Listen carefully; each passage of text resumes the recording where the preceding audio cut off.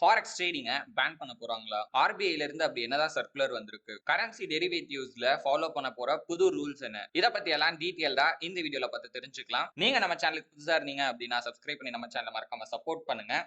கடந்த ஏப்ரல் 3ஆம் தேதி நம்மளோட சோஷியல் மீடியால நம்ம ஆஸ்க் மீ எ கொஸ்டின் அப்படின்னு ஸ்டோரி அண்ட் ஸ்டேட்டஸ் வந்து போட்டிருந்தோம். அதுல நம்மளோட நண்பர் ஒருவர் ஒரு சந்தேகம் ஒன்னு கேட்டிருந்தாரு. அதுல அவர் என்ன கேட்டிருந்தாரு அப்படின்னா, ஃபாரெக்ஸ் ட்ரேடிங்க பேன் பண்ண போறாங்களா ப்ரோ? ஜீரோதால இருந்து மெசேஜ் வந்திருக்கிறதா அவர் ஃப்ரெண்டு சொன்னதா சொல்லியிருந்தாரு. ரீசெண்டா ஆர்பிஐல இருந்து இது சம்பந்தமான அப்டேட்ஸ் அண்ட் நோட்டிபிகேஷன் வந்துகிட்டே தான் இருக்கு. ஸ்டார்டிங்ல நான் கூட இந்த மாதிரி ஏதோ ஒரு நியூஸ் தான் வந்திருக்கு போல இருக்கு, இல்ல பழைய நியூஸை ஏதோ பார்த்துட்டு ஏதோ கேட்கறாங்க போல இருக்கு அப்படின்னு நினைச்சேன். பட் ஆனா ஜீரோதாவோட நேமை யூஸ் பண்ணதான் எனக்கே ஒரு டவுட்டை கிரியேட் பண்ணுச்சு. சரி, ஓகே, என்னதான் நடந்துச்சு அப்படின்னு சர்ச் பண்ணி பார்க்கும்போது தான் ஆர்பிஐல இருந்து வந்திருக்கிற புது சர்க்குலரை பத்தி தெரிஞ்சுக்கிட்டேன். இந்த ஆர்பிஐயோட சர்க்குலர்ல கரன்சி டெரிவேட்டிவ் செக்மெண்ட்ல ஃபாலோ பண்ண போற புது ரூல்ஸை பத்தி அவங்க அப்டேட் பண்ணியிருந்தாங்க. கடந்த 15 வருஷமா கரன்சி டெரிவேட்டிவ் செக்மெண்ட் இந்தியால ஸ்மூத்தா வந்து பாத்தீங்கன்னா நடந்துகிட்டு இருந்துச்சு. அண்ட் அதுல பெருசா எந்த ஒரு மாற்றமும் அவங்க கொண்டு வரல. ஆனா ஆர்பிஐயோட ரீசன்ட் சர்க்குலர்ல இதுல ஒரு பெரிய மாற்றத்தை அவங்க கொண்டு வந்திருக்காங்க. டிசம்பர் 2023 கடைசியில நடந்த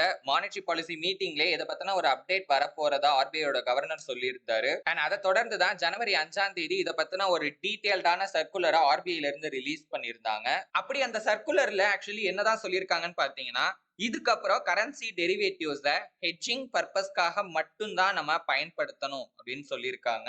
அதாவது அந்த கரன்சி டெரிவேட்டிவ்ஸ்ல ஸ்பெகுலேஷனோ ப்ரொப்ரைட்டரி ட்ரேடிங்கோ வந்து பாத்தீங்கன்னா இதுக்கப்புறம் நம்மளால பண்ண முடியாது. கரன்சி டெரிவேட்டிவ்ஸ்ல இது வரைக்கும் நம்ம ஃபாலோ பண்ணிட்டு இருந்த முக்கியமான ரூல் என்னன்னு பாத்தீங்கன்னா, $100 மில்லியன் வரைக்கும் நம்ம ட்ரேட் பண்ணும்போது அந்த அண்டர்லைங் அசெட்கான ப்ரூஃபையோ டாக்குமெண்ட்டையோ கொடுக்கணுங்கிற அவசியம் கிடையாது. ஆனா இந்த புது ரூல்ஸ் படி நீங்க அந்த $100 மில்லியன் கம்மியா எவ்வளவு கான்ட்ராக்ட்ஸ வாங்கினாலும் கம்பல்சரி நீங்க ப்ரூஃப் ஆர் டாக்குமெண்ட்டை சப்மிட் பண்ணணும். ஜனவரி வந்த சர்க்குலர்ல ஏப்ரல் 5ஆம் தேதியில இருந்து இந்த புது ரூல்ஸ் வந்து நடைமுறைக்கு வரும் அப்படின்னு ஆர்பிஐ தெளிவா சொல்லியிருந்தாங்க. பட் இருந்தாலும் நிறைய மார்க்கெட் பார்ட்டிசிபென்ட்ஸோட ஃபீட்பேக் அண்ட் ரெக்வெஸ்ட்னால இப்போ ஆர்பிஐ லேட்டஸ்டா வந்து பாத்தீங்கன்னா இந்த டெட்லைனை எக்ஸ்டெண்ட் பண்ணியிருக்காங்க. அதாவது இந்த புது ரூல்ஸை மே 3ஆம் தேதி தான் நடைமுறைக்கு கொண்டு வர போறாங்க. சோ மே 3ஆம் தேதிக்கு அப்புறம் நம்ம கரன்சி டெரிவேட்டிவ்ஸ்ல நம்ம வந்து ட்ரேட் பண்றோம் அப்படின்னா கம்பல்சரி நம்ம அண்டர்லைங் அசெட்டோட ப்ரூஃபை வந்து சப்மிட் பண்ணியே ஆகணும். ஏப்ரல் முதல் வாரத்துல நடந்த மானிட்டரி பாலிசி மீட்டிங்ல இது சம்பந்தமா பத்திரிகையாளர்கள் கேட்ட கேள்விக்கு ஆர்பிஐயோட கவர்னர் அண்ட் டெப்டி கவர்னர் இதுக்கான விளக்கத்தை கொடுத்திருக்காங்க. அதுல அவங்க ஒரு விஷயத்தை கிளியரா வந்து பாத்தீங்கன்னா சொல்லியிருக்காங்க. ஃபெமா ஆக்ட் படி ஃபாரின் எக்ஸ்சேஞ்ச்ல இருக்கிற ரிஸ்க குறைக்கிறதுக்காக தான் மெயினா இந்த கரன்சி டெரிவேட்டிவ்ஸ் அப்படிங்கிற செக்மெண்ட்டே உருவாக்குனதா அவங்க சொல்லியிருக்காங்க.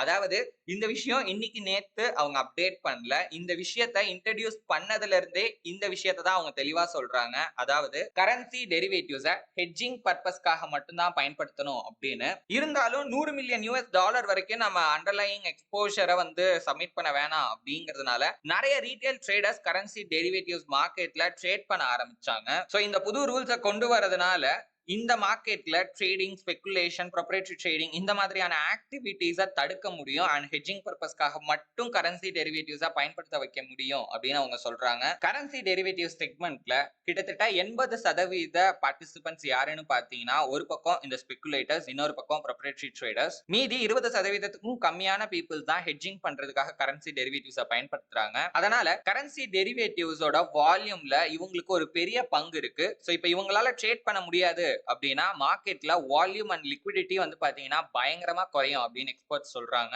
ஆக்சுவலி இந்த சர்க்குலர் ஆர்பிஐ கிட்ட இருந்து மட்டும் வரல. ஆர்பிஐ கிட்ட இருந்து வந்ததுக்கு அப்புறமா என்எஸ்சில இருந்து, பிஎஸ்சில இருந்து, ஈவன் உங்களோட ஸ்டாக் புரோக்கர் கிட்ட இருந்து வந்து கூட பாத்தீங்கன்னா ஒரு சர்க்குலர் உங்களுக்கு வந்திருக்கும். அதுல மெயினா அவங்க என்ன சொல்லியிருப்பாங்க அப்படின்னு பாத்தீங்கன்னா, ஏப்ரல் 5ஆம் தேதிக்கு முன்னாடி நீங்க கரன்சி டெரிவேட்டிவ்ஸ்ல ஏதாவது ஒரு பொசிஷன் ஓபன்ல வச்சிருந்தீங்க அப்படின்னா அதை நீங்களாவே எல்லா பொசிஷன்ஸையும் க்ளோஸ் பண்ணிருங்க அப்படின்னு சொல்லியிருப்பாங்க.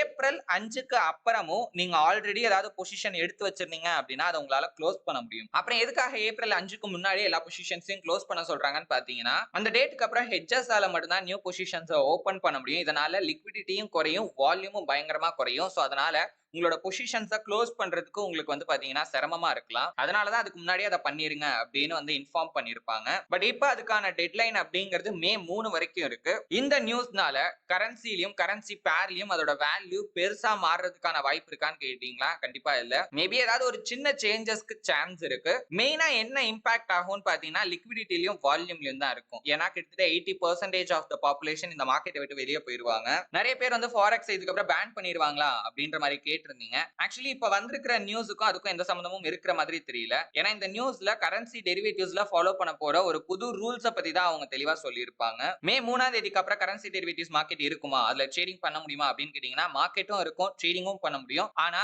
ஹெட்ஜிங் பர்பஸ்க்காக மட்டும் தான் பண்ண முடியும். ஓகே ட்ரேடர்ஸ், இந்த நியூஸ் சம்பந்தமா எனக்கு தெரிஞ்ச விஷயங்கள், நான் ரிசர்ச் பண்ணி அனாலிசிஸ் பண்ண விஷயங்கள் எல்லாத்தையும் இந்த வீடியோல டீடைல்டா சொல்லியிருக்கேன். அண்ட் ஒரு சில காமனான கொஸ்டின்கான பதிலையும் நான் கொடுத்திருக்கேன். வேற ஏதாவது உங்களுக்கு இது சம்பந்தமான கேள்விகள் இருந்தாலோ, சந்தேகம் இருந்தாலோ அத கீழ கமெண்ட்ல சொல்லுங்க. நம்ம அடுத்த வீடியோல சந்திக்கலாம். Until then, stay tuned.